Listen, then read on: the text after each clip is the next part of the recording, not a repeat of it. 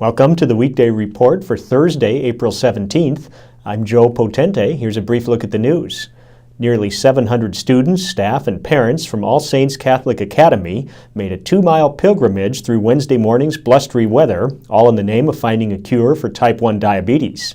The walk from Holy Rosary Parish to Our Lady of Mount Carmel was a fundraiser for the Juvenile Diabetes Research Foundation. It included a stop at St. Anthony Catholic Church for a rosary service. The walk, which raised about $5,000, was led by Carson Pond and Shelby Prince, both All Saints students who were diagnosed with juvenile diabetes about 5 years ago. Administrator John Gendron is moving from one western Kenosha County school to another. Gendron, who has been the superintendent at Riverview School for 4 years, was appointed Wednesday to the same post at Randall School. He was chosen from a pool of 16 candidates to replace longtime Randall Administrator Steve Bloom, who has resigned effective June 30th. The Kenosha Fire Department's Training Division Chief is leading his last class of new recruits before he'll retire later this year.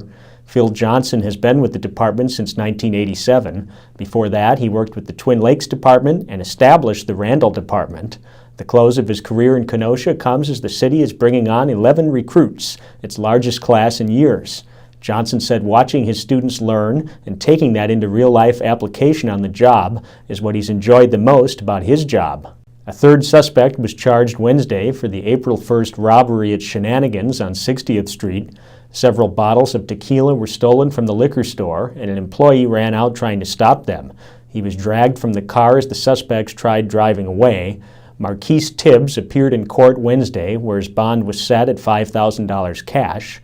Also charged were Juana Moreno Arroyo and Montrail Ken Solomon. The court appears close to setting a trial date for Joshua Braithwaite, the Kenosha man accused of killing Lachey Zillar in July 2012. Zillar's throat was slashed and her body set on fire in Nedwesky Park. At a June court hearing, they're expected to look at a trial schedule and to address a defense request to move the trial out of Kenosha County because of media coverage. That request was first made in September 2012, but the judge wanted to wait until a trial date was set before deciding what to do. What's trending today? With Herb Kohl's pending sale of the Milwaukee Bucks announced Wednesday, do you think it's a new era for the team? Or do you think it will be more of the same for a franchise that finished this season with the NBA's worst record? Tell us on our Facebook page. Up next are Brian Sharkey and Liz Snyder with some Get Out entertainment ideas.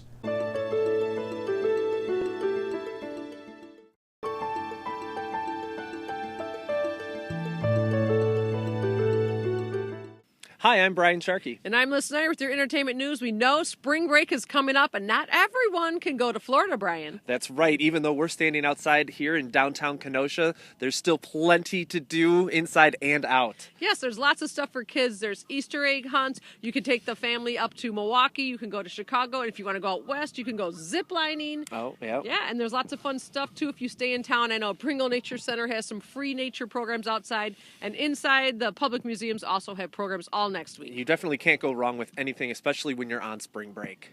We also are going to have our 2014 Kenosha News Peeps Contest winners in our Friday Get Out section, so make sure you look for that. Yeah, Liz has her own as well. There's going to be about a dozen others from local readers that you will definitely enjoy. And movies opening this weekend include Heaven is for Real and the sci-fi thriller Transcendence. For all these stories and more, see Friday's Get Out entertainment section.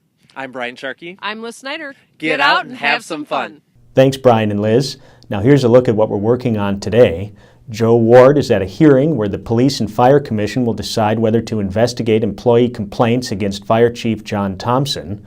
And Janine Anderson will be in court for preliminary hearing for one of the Recplex video defendants and a sentencing for the woman who embezzled from Green Ridge Cemetery. Pick up a copy of the Kenosha News and check kenoshanews.com for all the details on these stories and more. I'm Joe Potente with the Weekday Report.